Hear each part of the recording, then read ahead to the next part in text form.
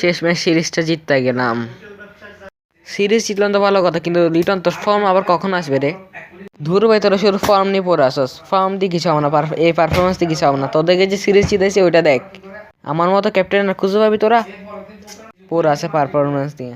Series আমরা তোর ক্যাপ্টেন্সিতে জিতছি নাকি আমাদের পারফরমেন্সে জিতছি? অবশ্যই আমার ক্যাপ্টেন্সি দিয়ে। আমরা তোর ক্যাপ্টেন্সিতেই জিতছি, আমাদের পারফরমেন্স কিছু ছিল না, না? আরে শোন, পারফরমেন্স দিয়ে কিছু হয় না, ভালো ক্যাপ্টেন্সি থাকলে ম্যাচ জিতা যায়।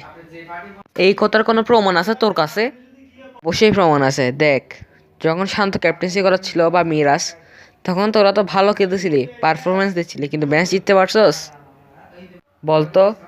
হ্যাঁ, ম্যাচ তো জিততে পারি নাই, কিন্তু পারফরমেন্স দিছিলাম। এবার দেখছস আমি কেন বলছি আমার ক্যাপ্টেন্সিতে তোরা ম্যাচ জিতছস?